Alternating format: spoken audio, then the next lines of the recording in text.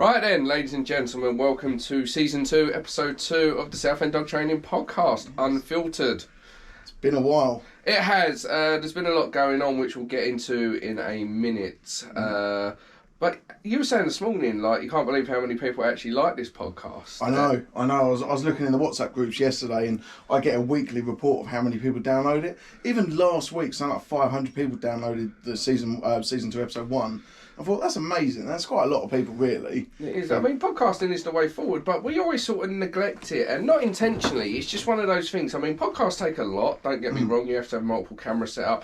And podcasts normally run about an hour long, so it does get a little bit... just trying to find the time to do it. It does, and I'm going to just quickly drop that back there, because I don't think I'm in the frame. That's it.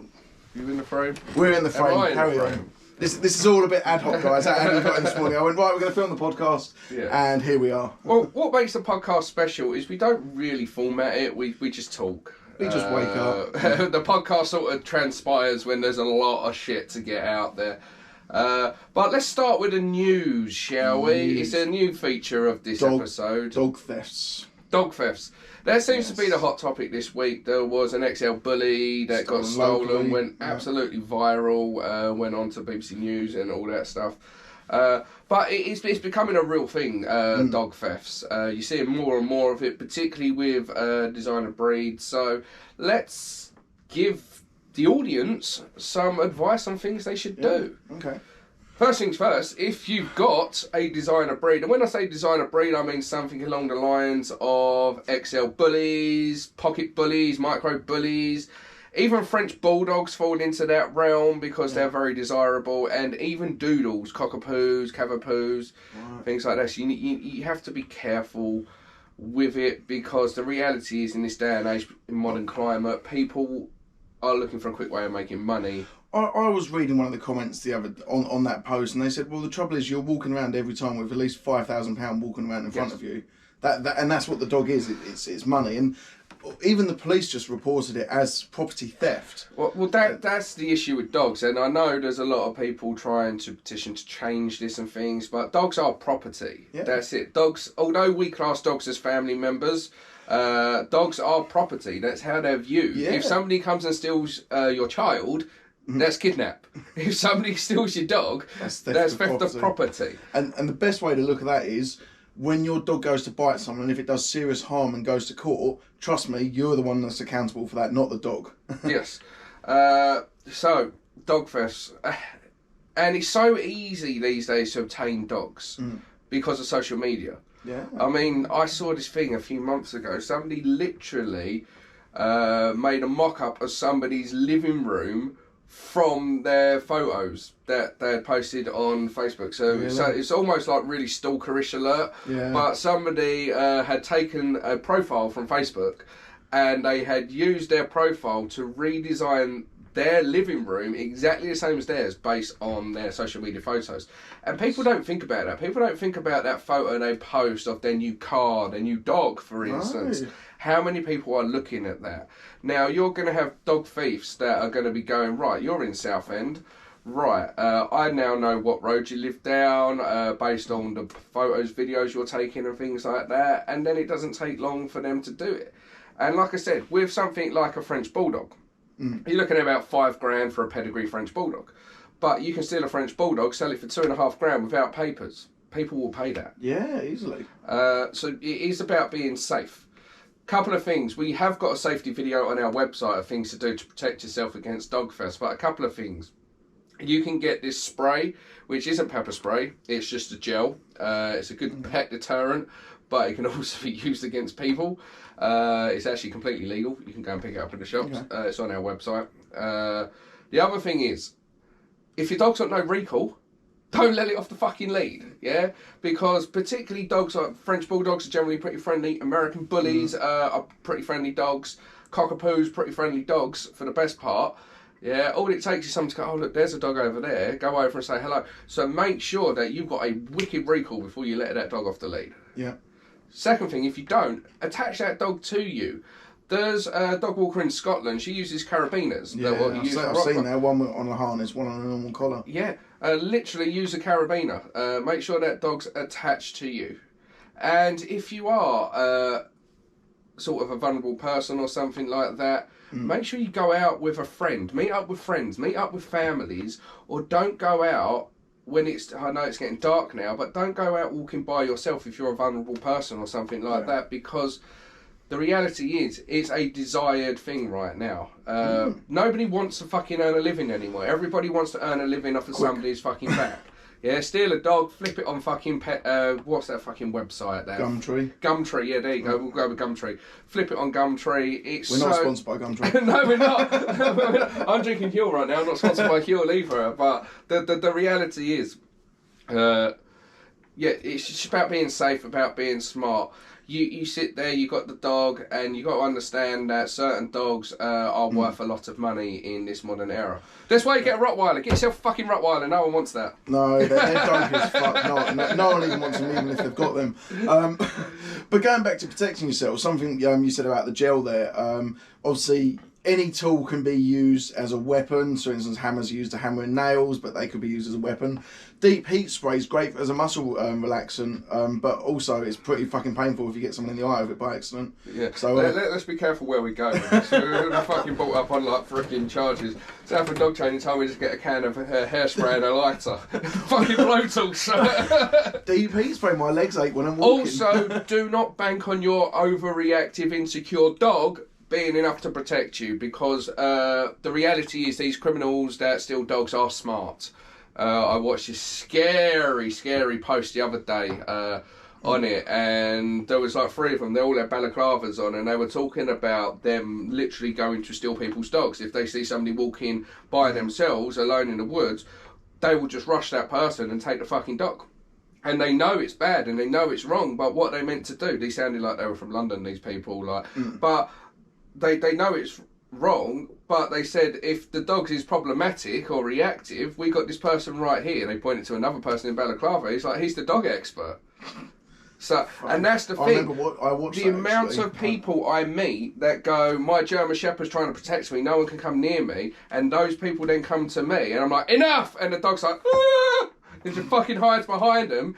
Yeah, do not mistake your fucking insecure, overreactive dog as a dog that's going to protect you. The reality is, the only way to know 100% if your dog's going to protect you is if it's a purposely bred dog that's had training to do it. Some dogs will protect you, don't get me wrong, but 9 out of 10 of them, doesn't matter how big or mean they look or how much they fucking bark, as soon as you fucking challenge them, their arsehole drops out. Yeah. So if you have any whereabouts about dogs, when to move forward, when to stop, very easy. So we have to protect ourselves, guys. So that's the main topic That's that, and also dog thefts in the home. Cameras are so cheap nowadays. Get a Ring doorbell camera. Get one off of Facebook Marketplace for 40 Don't do what I do. My Ring doorbell's always fucking dead. Plug it in. Leave it plugged in. But don't be like Adam. Be smart. Get 2 batteries. If you're out, have it on motion setting. Get yourself a little notification when someone comes near the door or something. And then just switch it off. I'm glad you mentioned this, because I actually fucking completely forgot about thefts in the home. Right? Yeah, well, that's where this one was stolen from. Don't leave your fucking dog in the garden. Don't have a doggy fucking flap for your dog to go in the garden whenever it pleases. Yeah. Me and Adam couldn't fit through one, but some criminals will. Well, it's not even that. They've only got to get in your garden. If your dog can come in the garden, you don't have to get through the fucking doggy door. Yeah. And you got to think, if you put a doggy door on your home, it makes it easy to gain access to. Even the safest doggy door is easily just booted through. And the reality is, do not leave your pets unsupervised, even for 5 minutes. If you've got a back gate, for instance, if your dog's in the garden, watch it. Doesn't matter whether it's a puppy or whether it's an adult dog, watch it. Doesn't matter whether it's a fucking big 50-kilo Rottweiler or whether it's a freaking French Bulldog, watch it. Yeah, and as Evan said, cameras these days are so bloody cheap. Do everything in your power, because the reality is we all sit here and think it's never going to happen to me. My dog's never going to get taken.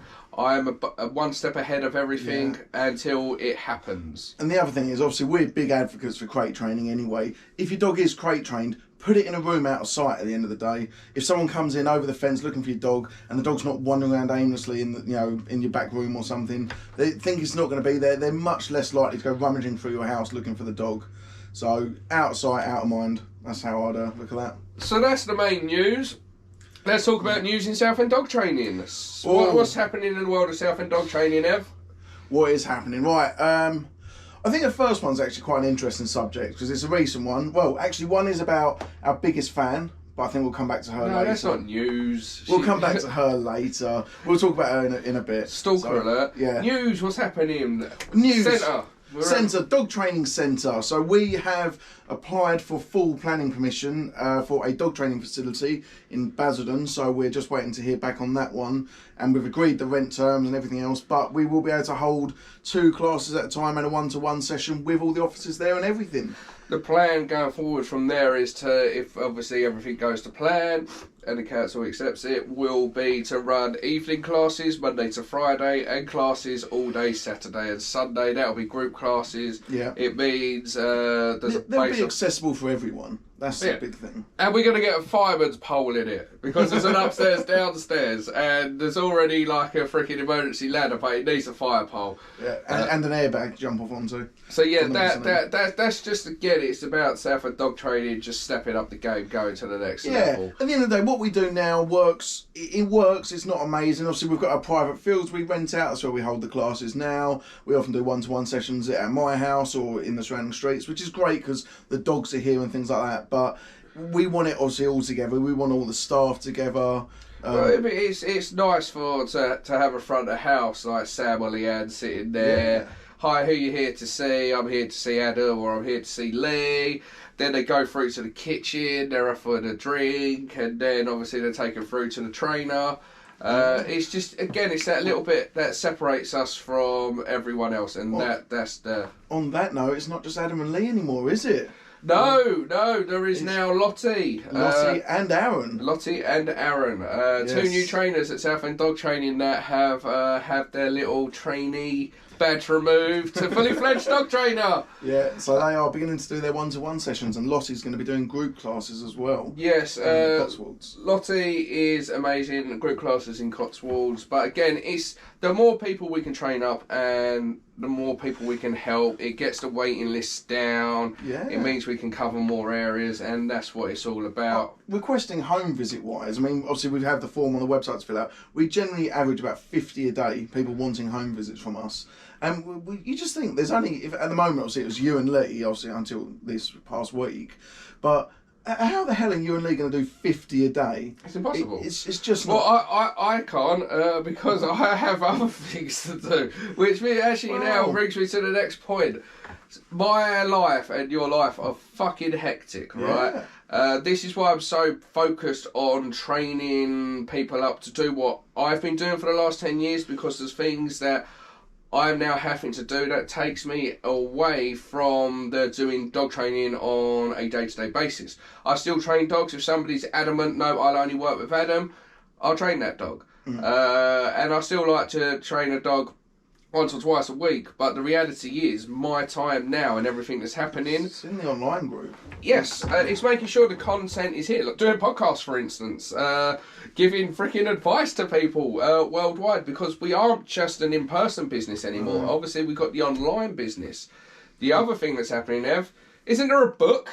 Or 2 books? there are 2 books coming out. We're not going to give away who by, but the first one is due in March. Yes. So, and it's going to be very, very exciting.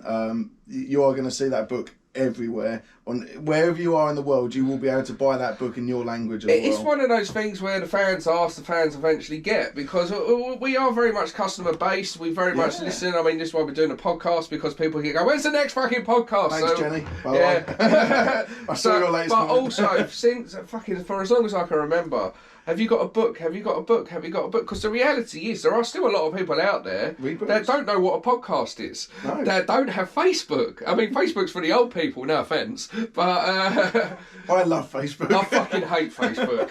I can't use Instagram, and TikTok just winds me up. Instagram is the way forward. Topic for another day. And TikTok. But I hate Facebook. But we have Facebook. Because you know what I actually used for the first time ever last night? I thought it was brilliant. YouTube Shorts. I actually really like that. Have you ever heard of YouTube Shorts? Yes, we post YouTube Shorts every single day. I don't post YouTube Shorts. Every day we post a YouTube Shorts, you fucking I was moron. flicking through that. I thought that was brilliant. I never got into TikTok. But I absolutely love YouTube Shorts. Yes, nearly every video we post on YouTube is a YouTube Shorts, dude. It's like 59 seconds. Yes, just throwing it out there. Anything under a minute is classed as a YouTube Shorts. Do you want to go back to what you were talking about? Maybe we'll edit that bit out. I tell you, bro, no, let's not. Let's keep in the fact that Evan is fucking way behind us. As I said, Facebook is for old people. Old people. I love it. Although you're technically younger than me. But yeah, you act older. Yeah, right. I'm the James, mate. You're the Hammond. You are Captain Slow. I've driven behind you when you're leading a convoy. Hold on a minute. Who's fastest on track? Well, on track. In the real world, though. Oh, in the real world, where speed matters. Where it doesn't matter, where you just sit back and cruise. And... You would be late. If you was a dog trainer, you'd be late to every appointment. No, I'll do it late. I'll be an hour early. I am always early for everything. I can't help myself. Yeah. I can't be... It messes up my day. If I'm a minute late, that's it. My whole day's ruined. I get it. It causes me major anxiety. I get that. I really do. Fucking massively anal about fucking punctuality. Right, but we digress. It's more that camera is going to be uploaded. Okay, it's fine. But no, I don't know where to look. There's cameras everywhere. Yeah, but yeah. So there's still a lot of people out there. For years, I've been asked, "Are you going to do a book? Are you going to do a book?" All right.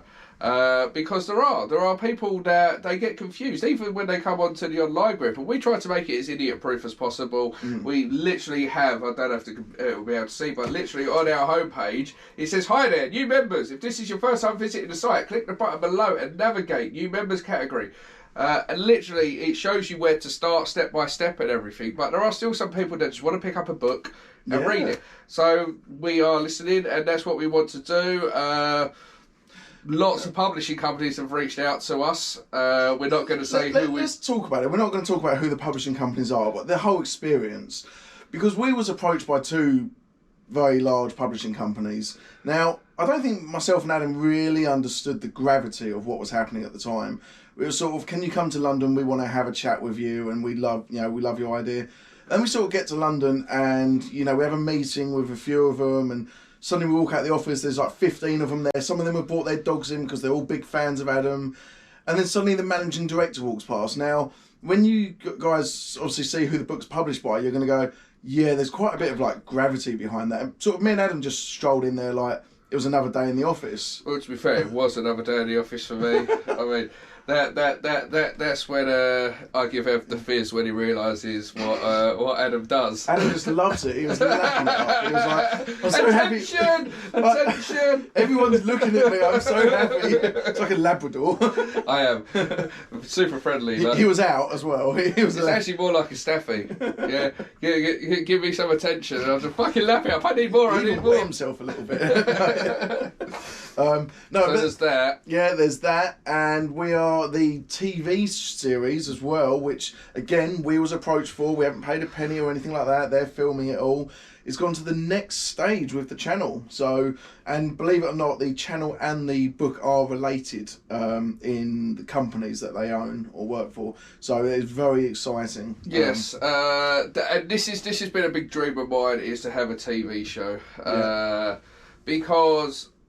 But all the TV shows out there at this moment in time, they're so fucking generic. What happens is there's a sub-story, there's lots of clever editing, and then obviously there's the end result. Yeah. But for instance, I won't name the trainer who done it, but we've worked with a lot of the dogs that were too bad for his TV show. Too bad for TV, yeah. Too bad for TV.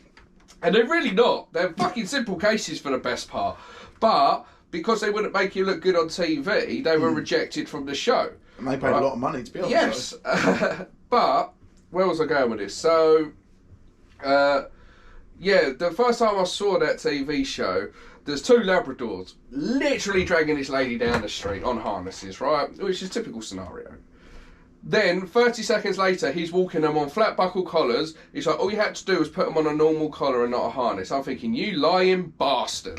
I'm thinking, there is no way dogs pulling like that much of a fucking freight train all of a sudden on a normal collar, which again will create agitation and more frustration if you don't know what you're doing.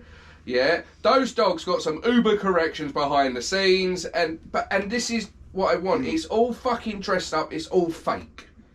So there is a niche in the market to do what we do fucking best, and that's authentic. Being honest. Yeah, and that's it. What you see is what you get. One of the main things that have got Southend dog training to where they are is the authenticity. And that's what I want. I want the good, the bad, the ugly. I don't just want to show the good side of it. I want to show the messy side of dog training, because it's not always fucking pretty. It's not, no. So yeah, there's a massive insight to do dog training right, to do a program that's not been done properly before. So super excited about that. Speaking of authenticity, I was just looking through my phone before I started this podcast, and I did a video this morning, right? And this cracks me up, right? Literally, somebody has commented, "Why do you swear?" Because you're a wanker. Yes, because I'm an absolute arsehole. Right? Why do you swear? I mean, what is the mindset of somebody that comments that, right? So my response to this was very simple. To offend you? Yes. Fuck off. No, that wasn't my response. I digress. It's on Instagram. Go check it out. Well, it won't be there when this is released. It was released. The video I'm talking about, 25th of November. Anyway, my response to it was, because that's me. Far bigger issues in life to be bothered about, buddy. And then somebody also commented, "Why do you care?" And then somebody else went, "I honestly love it. It feels like I'm watching Gordon Ramsay teaching dog training." But you know, when you think, right, what possesses somebody to fucking just write something like that? I swear. That's it. I honestly can't fathom the mind of someone that's offended by swearing. Right, do I get it? It depends on what context it's done in, I think. Well, I mean, if you call someone an absolute fucking cock, then that's fair enough. Yeah, be offended by it. but just swearing in the context of something, it's a word. Yeah. Yeah, and if that is what's bothering you in 2021, if that is what is offending you in 2021... I can be offended by everything in 2021. Well, yeah, I'm allowed to. But if swearing's what's bothering you, when we're in the middle of a fucking pandemic, right, when we're having to be fucking quadzillion jabbed, like, it just baffles me. Have you had your 17th booster yet? Well, no, I haven't even had my first one yet. No, neither have I. I went for my... To be fair, I actually went for my first one. They said, "Oh no, sorry, you've had COVID recently, you can't have it." I was like, "Alright." Yeah. I mean, I thought I had COVID recently until I had 3 tests and they all come out negative. But turns out he just had a cough. Yeah, turns out I just had a cold, but we forget what the fucking cold is these days. But anyway, let's not get into politics and that and everything like that. Let's stay on topic, let's stay in our lane. But yeah, the reality is, I mean, it's what I want to talk about, business and everything. We're not going to go too much into trolls, because I know you guys love a troll podcast, but we kind of did that last time and everything like that. We'll touch on it later. I like a troll. Yeah. We'll see how we go on. Yeah, I mean, we've got one major troll who's now talking about kink fetishes with me, which is amazing. She is my hero. Yeah, I know. She watched, I forgot about the news. She watched our Channel 5 programme. So we was on My 5 the other day, guys, or 5-star. It was Porn Stars, Our Secret World. And we was a skit or an appearance on their show, or basically... Yeah, they needed a dog trainer. Yeah, the two girls met up to walk their dogs. Their dogs were a little bit reactive, a little bit lungy. They were very afraid of meeting up. And, pretty much they had to get Adam in to help train their dogs. So we was that sort of, a 20-minute bit in there? Something like that? Yeah, no, it was a really good bit. It made Southend dog training look really good. Really professionally done. Yeah, it was. I mean, Adam was in his But what makes me laugh is this person, she's like, they use e-collars and prong collars. I didn't use an e-collar or a prong collar at all on these dogs. But then she's like, and he's working with porn stars. Like, that's a bad fucking thing. I'm thinking, you judgmental little fucking fuckface, right? Pull your head out your fucking arse. Yeah. It's probably right, so she's basically attacked porn stars during this. And I wonder if he uses those tools in the bedroom. I'm like, fucking hell. Does she watch you all that much? How does she know? Obsessed. How does she know what we do? Obsessed. But what is so what if you work with fucking porn stars? They got fucking dogs. It's not even that. It's just a job. It's a fucking very good job. I'm not being funny, but who the fuck doesn't like sex, right? And if you can get paid very well to do it, why the fuck wouldn't you do it? Right? I'm not being funny. It is a job. They are their own boss and everything like that. And if it's done properly, who the fuck are we to judge? That is the point. Who are we to judge? Right? I will work with anybody that has a dog, regardless of their job, regardless of what they do, regardless of race, age, sex, religion, creed. Yeah. As long as they want to help their dog. Yeah. But then when somebody goes, oh, and he's working with porn stars, like it's a bad thing, I'm thinking, you judgmental little fucking Sally. Just fucking... I mean, I say we wasn't going to talk about her, but she is such a fan. She absolutely loves us. And the thing I actually love now, I don't know how comfortable you're going to be talking about this one, but I think it's fine. She went, you've got no qualifications. Now, let's be clear, all of us have qualifications in dog training. However, it's an unregulated industry. Yes. And they all mean fuck all. No, they do. So, we don't talk about... The reason we don't talk about qualifications a lot, yeah, people think because we don't respond to them that we don't have qualifications. Now, we are. Every single member of our staff is actually a qualified dog trainer, yeah? Now, the reason we don't brag about qualifications, one is because, as Emma said, they count for shit, right? Well, just to be clear, dog training is an unregulated industry. Anyone, and we don't have to talk about our old friend that copied us, but he classified himself as a dog trainer. Clearly, he was a fucking idiot.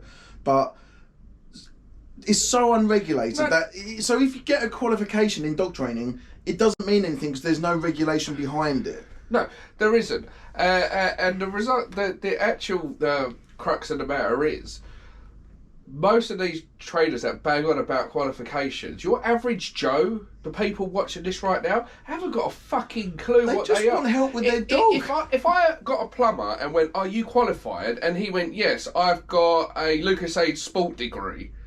I wouldn't know if that's a fucking thing or not.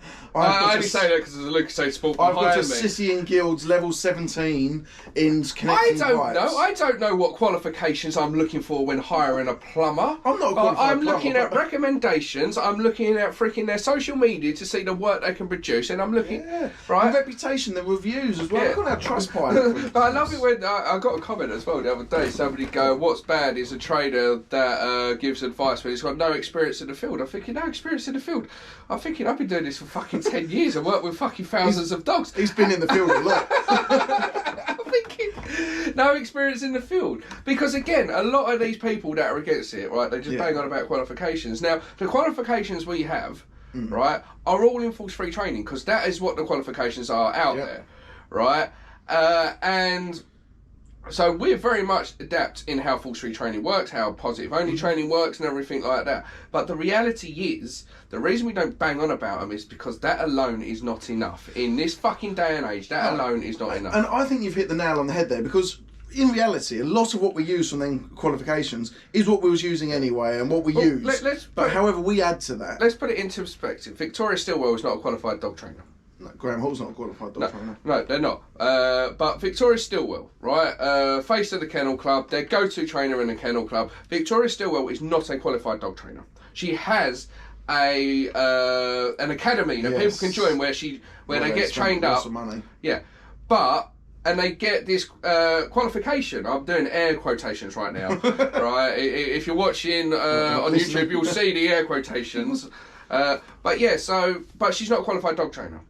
But people can do her course and then say, I'm a qualified dog trainer because I've been trained by Victoria Stillwell. There lies the issue. Yeah. Yes? I don't want to bang on about this because, again, it doesn't matter. It's all about what people are looking for. Yeah. What trumps qualifications all day long? Experience. Is experience. Yeah?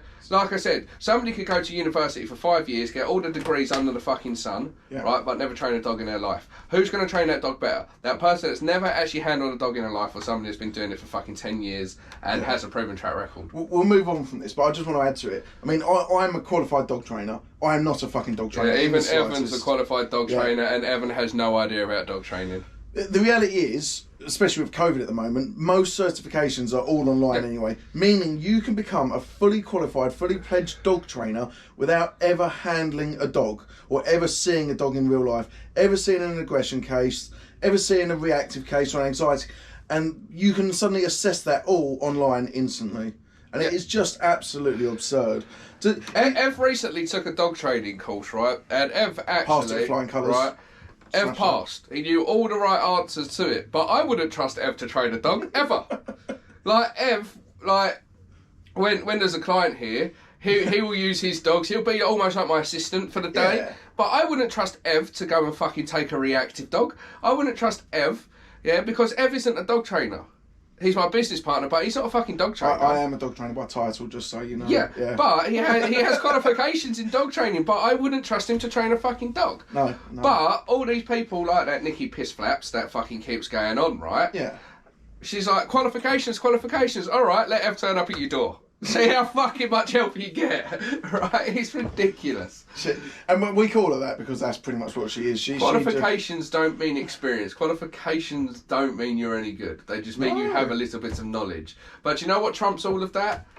Actually hands-on learning, being in the fucking field. And that's a big difference as well, actually. So, for instance, I could probably give advice online. I don't, because that's not what I do. But I probably could and give all right advice. However, putting it into practice are two very, very different things. Yes. Yeah, you know, hugely different. Which we are discovering through business. Yeah, and that's part of business as well, actually, guys.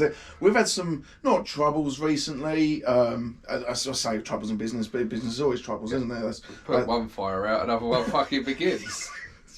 Fucking awful sometimes. But I want to talk about something. It's about products, actually, because sometimes people don't understand. So recently we've been offered some products, and they're probably all right, to be fair. However, it's the way things were dealt with and handled which made it not all right.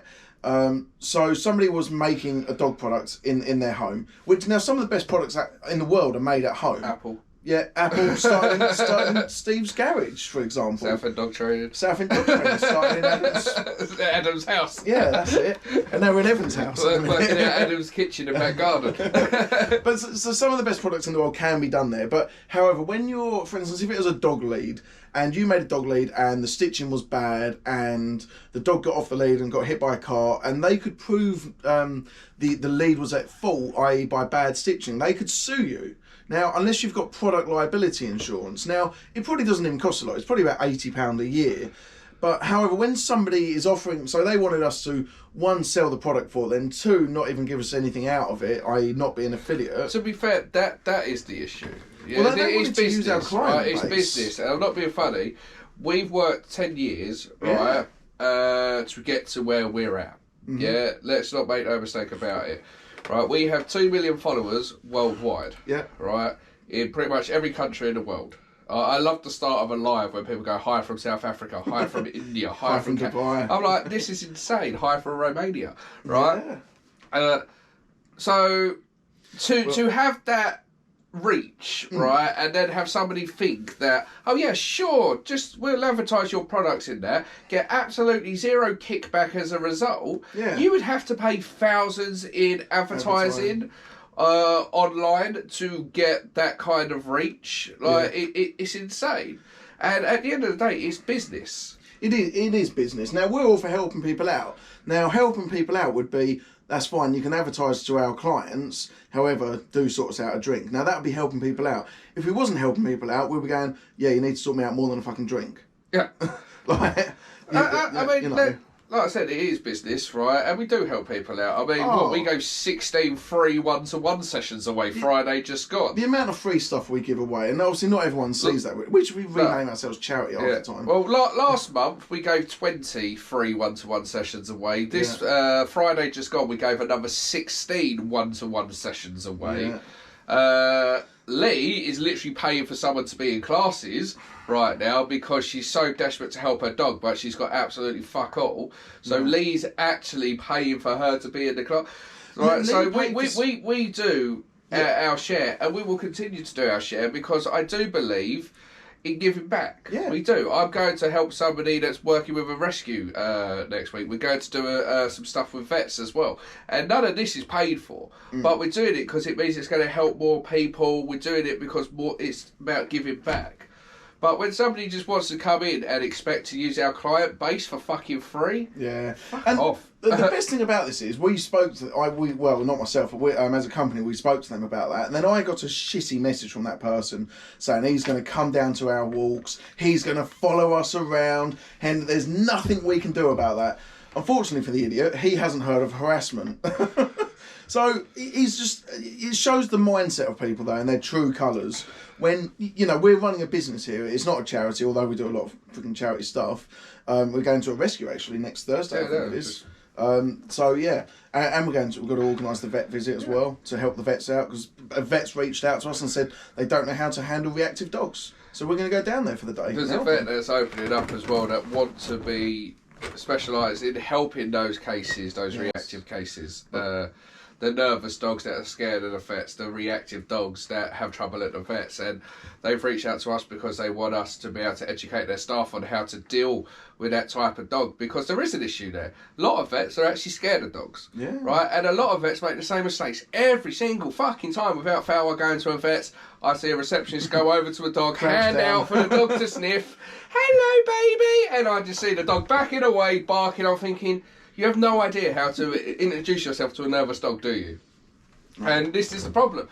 If the vets aren't trained to deal with that behaviour, then it's going to be a more stressful ordeal for the dog. So this is a really, really good opportunity to actually create something special. And they reach out to us, and again, it's something we're going to do. It's something that's going to take up our time, but we're happy to give up our time if it means helping other people. Yeah, absolutely. You know, we're more than happy to give back, so to speak.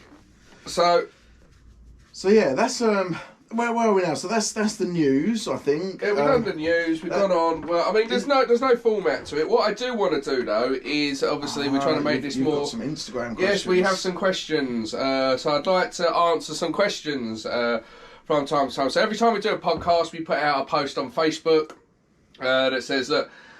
We want to get you guys more included in a podcast, so submit your questions, anything you want to know, and we'll answer some of those throughout the podcast. So we're going to go to that post right now. That's a live. There we go. So we've got some questions in here. So Emma Gibson has a really good question. I would love to know more about puppy socialising with other dogs.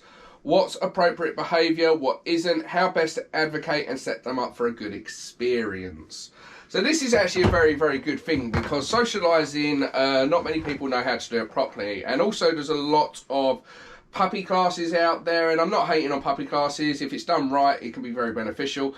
But a lot of puppy classes are run like Disneyland for dogs, so they don't actually help the dog. But it's clever business. So they'll take the puppy there, the puppy will get over-socialised and be a complete fucking knobhead, and then they'll go, right, now you need to join our adolescent class or our adult class, and the dog could be there for 10 years. Because each class messes the dog up just enough to get her to join the next class. Well, the worst one is, and it was one of our clients, Natalie actually, said, oh yeah, my dog was put into the reactive pack walk class. In other words, so her dog was reactive, so they put all the dogs in with the reactive, Murphy, all the dogs into the reactive pack walk. So now you've got 20 dogs on a pack walk that are all reactive. Yes, that's not going to end badly. So, puppy socialising. First things first, socialising. What do you think when I say socialising? What's the first sort of images that come to your head? Going out for beer. Right. Puppy socialising. What's the first thing that comes to your head from a non-dog trainer standpoint? Let's be honest. All of them running around, playing, jumping on each other, having fun, rolling each other over, biting each other's ears. Right. But you go straight to dogs. Yeah? So when you think puppy socialising, the first thing that comes to your average person's mind is mingling with other dogs in a playful manner. You didn't even think about taking that dog to different places to build that environmental socialising, getting that exposure to build confidence. You didn't mention people. You didn't mention different sights, different sounds, different smells, different noises, bikes, cars, any of that. That's what socialising is. Socialising isn't just dog on dog. Socialising is about teaching a dog how to behave in society in a respectful manner. How to deal with day-to-day things. How to deal with other dogs. How to deal with people. How to deal with skateboards. How to deal with cars. How to deal with everything. So socialising primarily is broken up into 3 different categories. You've got human socialising, dog socialising, and environmental socialising. Now, environmental socialising, what you do is you take your dog to many different places. You got a puppy, you need to be going to different places, but you need to be doing it at the puppy's pace. Like, for instance, if it's your puppy's first walk, don't take it to fucking Peter Pan's and walk through a fucking, if you don't know what Peter Pan's is, it's basically... It's Adventure Island. Again, they're not... Thorpe Park, Chestnut World of Adventures, Alton Towers, it's basically a giant amusement park. Yeah? Don't just take your dog through there. Don't take your fucking puppy to a skate park on day 1. Slowly build it up. Let the puppy use its nose. This is why we don't really focus on puppy hill work, getting that nice tight hill work till around 5 months of age, because I care about letting that puppy sniff, letting that puppy explore, letting that puppy build confidence. When it comes to dogs, first, I believe in teaching social ignorance. Social ignorance is teaching your dog that good things come from ignoring dogs. So good things come, you see a dog, your puppy's a bit curious, as soon as your puppy disengages in any way, yes, reward the puppy. There's a dog over there, you're playing with your puppy, so your dog doesn't care that there's a dog over there. First, teach your dog how to walk past dogs. Good things come from ignoring other dogs. When you have that, then you can start to introduce your dog to another dog, but you do it in that order and you get much more success. Now, the dogs that you introduce your puppy to, the first dogs need to be well-balanced dogs. Yeah, you don't want the first experience actually saying hello to a strange dog to be your puppy to be knocked over, jumped on, squished into the ground. Because those puppies are like sponges in the beginning. And those early experiences will shape how that dog starts to turn out. So if their first few interactions are terrifying, where a dog's run over to them the other side of the field, jumped all over them and everything, then your puppy starts to get all defensive. And you don't see the issues until adolescence. So when it gets around 5-6 months of age, that's when reactivity will start. That's when that flighty mode will start. It's when they got a pair of balls and want to fight back. Pretty much. But people don't see that as puppyhood because they're so warped in the definition that your puppy jumping or being jumped on is a puppy having fun. Yeah. Well, interesting to add on to that. One of my neighbours stopped me the other day and said, "Oh, how do I get my dog wants to go and play with every other dog?" And I said, "Did you take it to puppy class?" She said, "Oh yeah, of course, done all the puppy classes." Bless old Doris and that. Yeah, you know when she's taking a little 3 kilo. But that's the common response. I took it to puppy classes. But when she said, "Oh, she loves puppy class. She loved them. Every time we went there, she just ran over straight away, played with all the other dogs. She was so excited to get to puppy classes." And I went, "Great, how's that walk around the streets doing for you now?" Because her actual question was, whenever my dog sees another dog, she wants to run over and play with it. How do I stop that? And I said, you've taught that dog from a puppy that every time you see another dog, it's friendly and it wants to go and play. I said, which is fine when your dog's 4 or 5 kilos and it's a little puppy, but I said, you've probably got a 100 kilo, like a 25 kilo, 30 kilo Labrador now, that now will pull her over. Yeah, but this brings me on to the other point about it. Dogs work by association, right? And they form habits. Do the same thing over and over again, it becomes an expectation for the dog. Yeah, feed the dog 5 p.m. every night, it becomes an expectation. At 5 p.m. every night they get fed. And you'll see it in the behaviour of the dog. If you're late to feed them, you'll notice around 4:45, 5 o'clock, the dog starts pacing back and forth, waiting for its dinner. Well, for example, I changed my patio doors recently, as you know, changed them from like centre opening doors to bifold doors. Now, whenever the dogs want to go in the garden, obviously they stand by the back door, I open the door and I say, okay, and off they go. Bless old Leo, I didn't realise the bifold doors now open at one side and not the centre. So he's standing in the middle one, the glass door's there. As soon as I opened the door, I said, okay, he ran straight into the glass door. I was like, right, but that's a lesson learned. Yeah, so on that basis, right, if your dog's walk consists of play, and then say on Sunday you want to walk your dog somewhere, your dog's walks are all excitement based. They're all play. Every time you see a dog, your dog's expectation, as you were saying to your neighbour, is play. Because that's what your dog's expectation of other dogs is. Same with people. If you let every single Tom, Dick and Harry say hello to your puppy because you think that's what socialising is, I've got a Rottweiler, so I need every person on the street to say hello to it so it becomes friendly. No.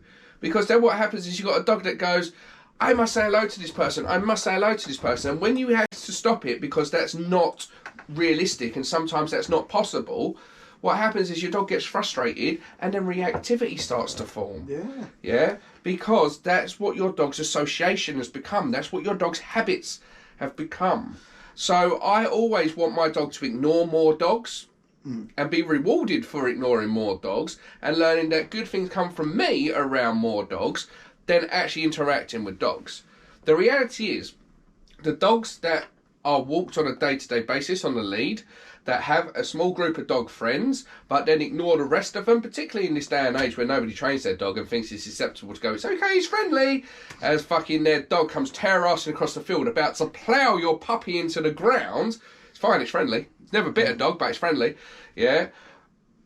Those people that avoid those situations, those people that their dogs have a small group of friends and the rest of the time the owner goes out and has fun with those dogs are way more balanced, way more confident, way more sociable. Because again, that's what their perception is. So go on then. We run puppy classes. What's the difference? Well, the difference is the dogs are taught that the owner is the best thing in life and not the other dogs. They're learning to pay attention to the owner in the presence of other dogs. They don't say hello to other dogs until they can sit there calmly, focus on their owners. They're very short because, again, another problem in puppy classes, they're too long. Puppy classes are too long and puppies have very short attention spans. The other thing is they are puppy classes. Yeah? I cannot stress this strongly enough. When you go to a puppy class and you've got a 10-month-old Doberman in it, and you've got a 10-week-old, not 10-week-old, sorry, let's say like a 16-week-old Chihuahua, one of them is in the wrong class. Yeah? Because one of them is not a puppy. When it gets to around 5, 6, what's the word I'm looking for? Adolescence. 5, 6 months of age? Yes, thank you. 5, 6 months of age. I could get my fucking words together. 5, 6 months of age, that's when adolescence starts to creep in. For some dogs, it's slightly later. I don't think Leo hit adolescence till around... About 7 months. Yeah. 7, 8 months. But yeah, for 5, 6 months is generally when adolescence will start. Now, when I'm seeing 10, 11, 12-month-old dogs in puppy classes, they're not fucking puppies anymore. Yeah, and there lies the problem. Puppy classes should be puppy classes. When you're not a puppy, you shouldn't be in puppy classes anymore. But yeah, it's all on lead because it's not about letting puppies run around like absolute lunatics. That's how bad manners are formed, that's how bad experiences are formed. Puppies do not go off the lead until they listen to the owner. Doesn't matter how much they want to play with another dog, another person, how much they want to see something, they don't go off their lead. So yeah, Southend Dog Training doing puppy classes, and we'll be running puppy classes every single day. It's not a plug for our puppy classes, but there was a massive niche in the market for puppy classes to be done right.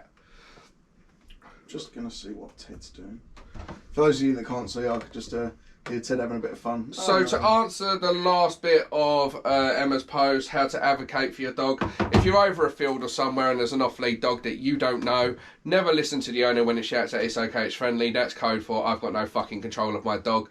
What you do, if that dog's barreling down on you, you put your puppy behind you and you fucking grab hold of that dog. If you're scared to grab hold of that dog, you kick your leg out, you stamp your feet, you make yourself big and mean. I don't care what you do. But what you have to understand is the second that dog gets past you because you're worried about blocking it, holding your leg out, grabbing hold of it, the second that dog gets past you and jumps on your puppy learns in that moment, that very moment in time, you cannot keep it safe. And it destroys the trust of your relationship. Doesn't matter how many times you throw that tennis ball for the dog, how many treats you give that dog, how much fuss you give that dog. Trust is the difference between having a dog react and not react. Dogs that trust you, the reality is they don't react. If a dog trusts you 100% to keep it safe, it will not react to other dogs as long as you're in control of that situation. But if the dog senses you can't control that situation, it will react. And that goes the same if you've got a dog that's fine until somebody's rude or invades its personal space. If you cannot stop that, either don't go to these places where it's likely to happen, or be prepared to do whatever it takes to stop that. We're going to end today's podcast with some of the questions. We just answered a question about puppy socialising. I think it's a very, very good one. Let's look at some other questions that have been submitted to us. Adele Banksky, I don't think has been watching our podcasts. Because she's asked a question on the podcast for this one, but I don't think she's watched them. Because it is a little bit of your origins, your intro to the dog training world, and your ongoing motivators would be interesting. Season 1, Episode 5, money. Ongoing motivators. No, it's actually not, to be fair. Ongoing motivators are to help people. Like I said, the bigger we get, the more the people listening to this, the more the people that watch our content, share our stuff, the bigger Southend Dog Training becomes. And the more we can help people.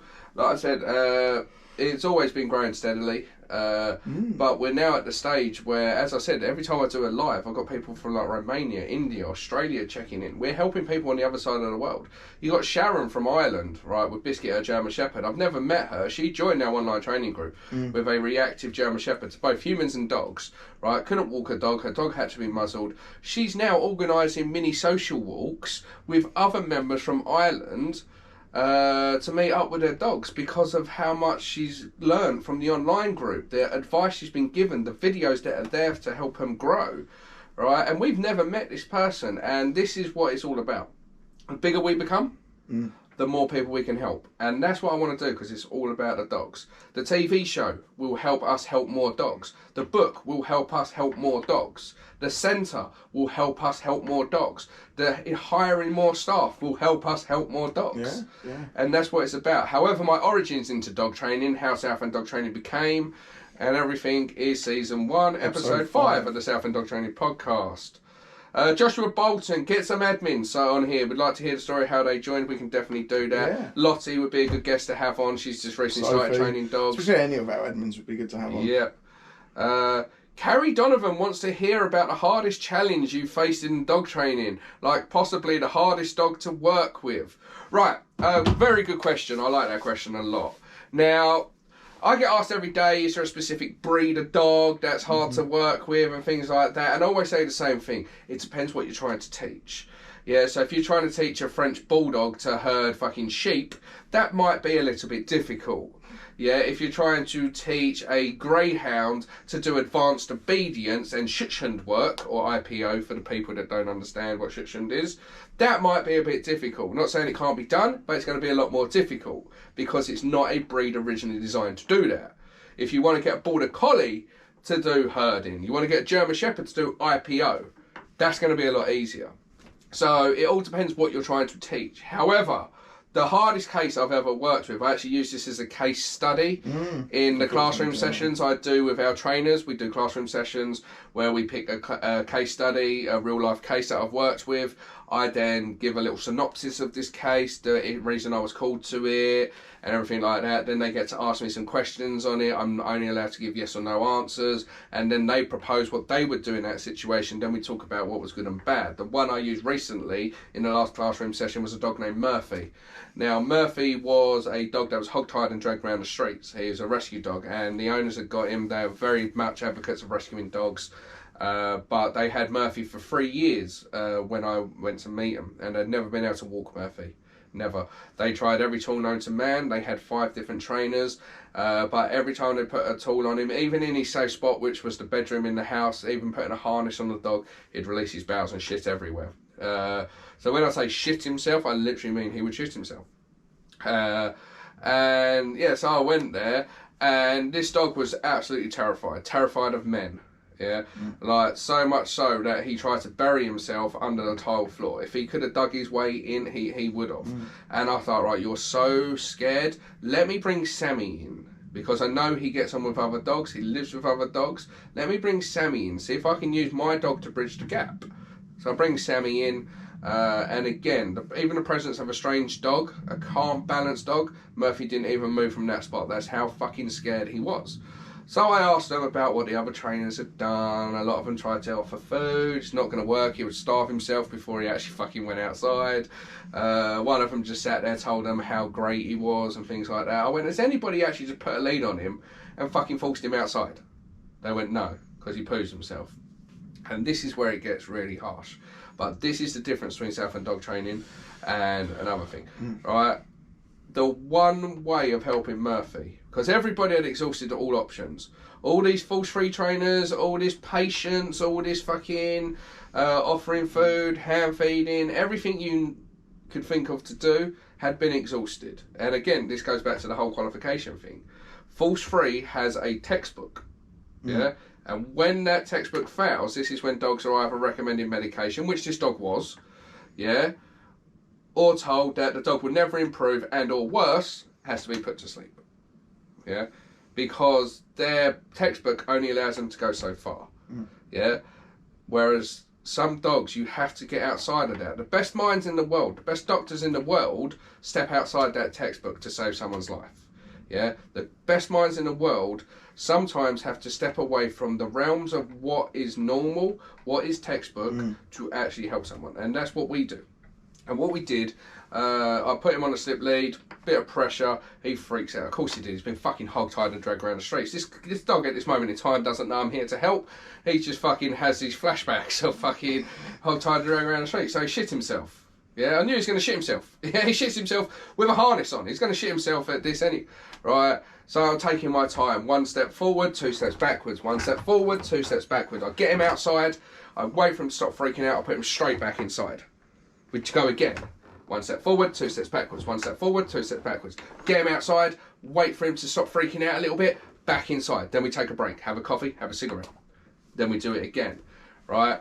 And it took the best part of 3 hours to get Murphy to the end of the road and back without freaking out. Then for the next 2 weeks, I just said to him, all I want you to do is just get Murphy outside, end of the road and back. Outside, end of the road and back, right? And then we'll come back for a second session.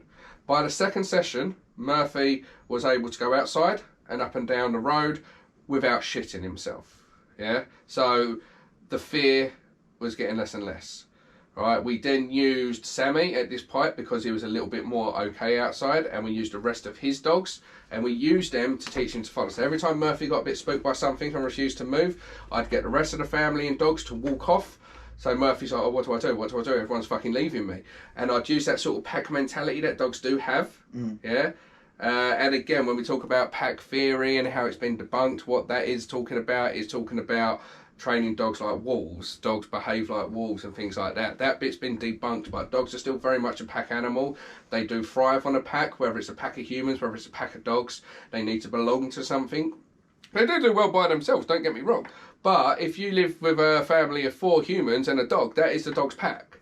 Yeah, so we used that, he started following him, and Murphy went on to basically join group classes, go on pack walks, and can go outside. He's never going to be a confident dog like, say, Sammy or like Leo or things like that, but he can go outside without feeling like the world's going to come to an end. But the only way to help Murphy was to do the one thing that no other fucking trainer that had been hired was prepared to do. And that was basically make Murphy go through the most terrifying experience that he's ever had to deal with, almost relive that to a sense so he can realise that's not what's actually going on here, mate. And it was horrible, and it was fucking ugly, and the dog shit himself, right? But that was probably the worst case I've ever worked with. In 10 years of working with dogs, I've only ever had 2 dogs that have literally shit themselves. They were that fucking scared, yeah? And it wasn't so much scared of me, although it was the fact that he was so sort of abused in a sense by his past.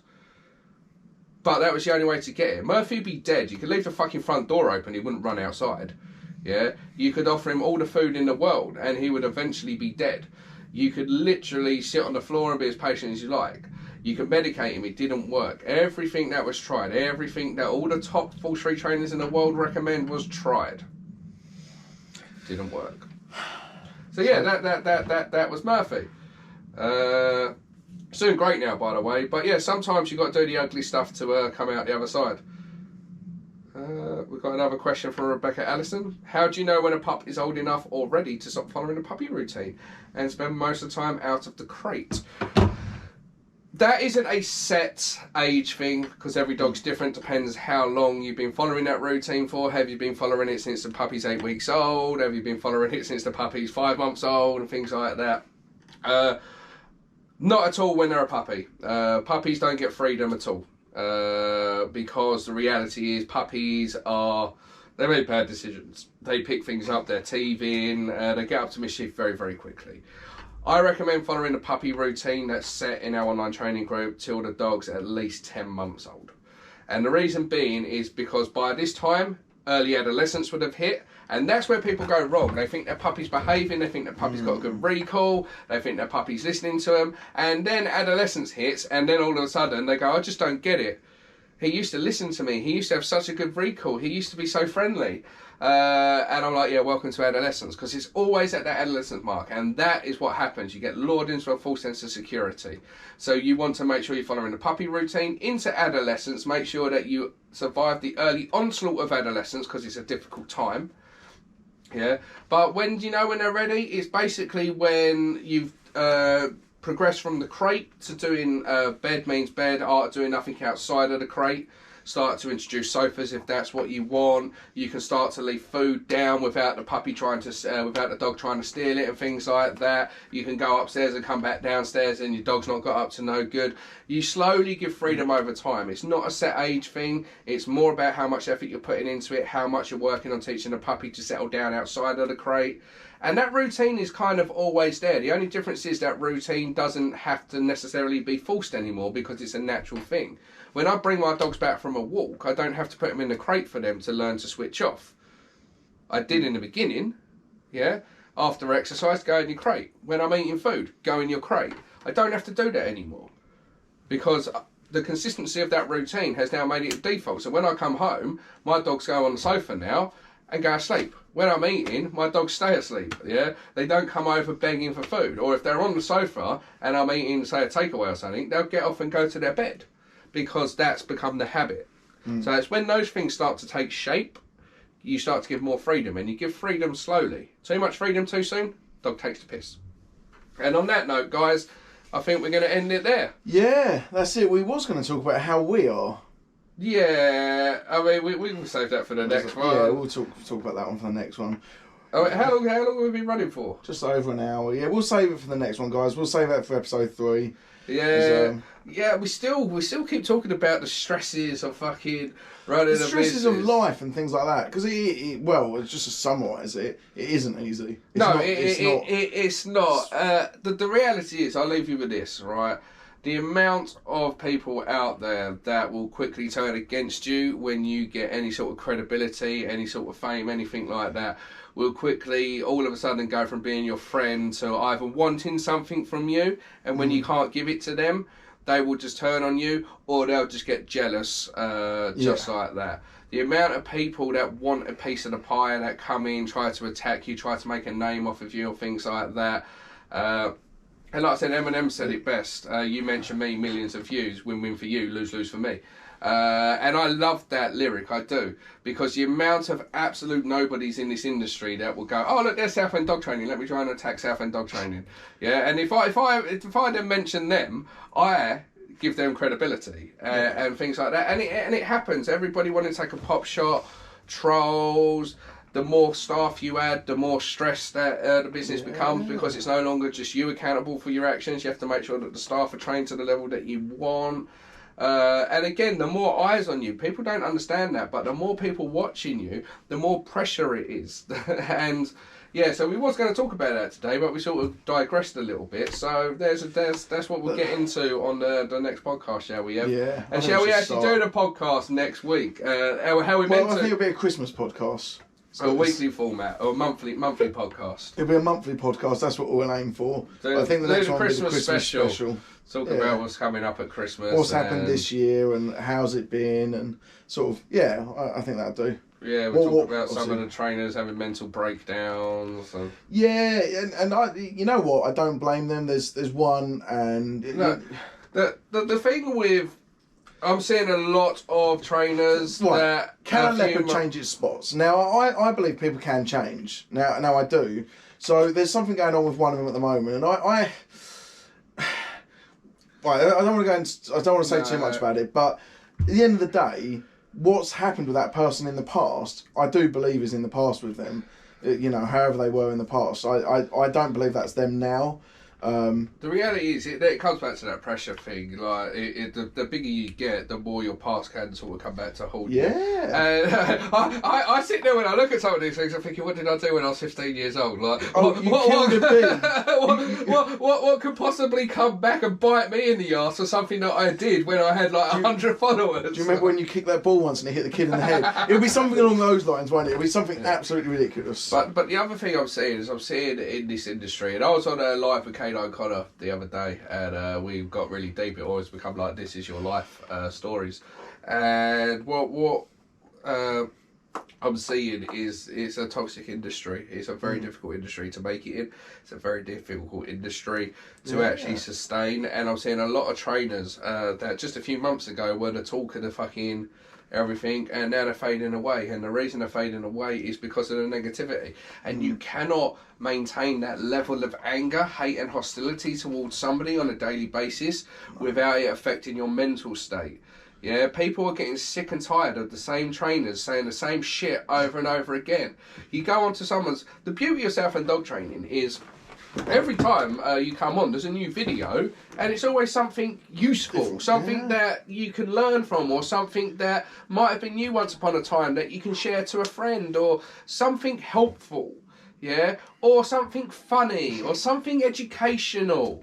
right? But when you go onto these posts and it's a trainer bashing another trainer, a trainer defending themselves over and over again to a fucking troll, a trainer talking about the same fucking thing over and over again, and let's be honest, isn't actually a major issue right now, right? But they're making it a major issue because they've become obsessed by it, and this happens. Obsession will either make or break you. If your obsession is about helping people, you will succeed in this industry. If your obsession is about worrying about what other trainers are doing, and your obsession is about destroying or defacing, or whatever the word I'm looking for, is about fucking showing the world why this trainer is wrong, you will fucking collapse. Because it's toxic. I've seen it. We try not to read the comments. I mean, we've actually had a block and delete. I don't read the comments. No, except for today.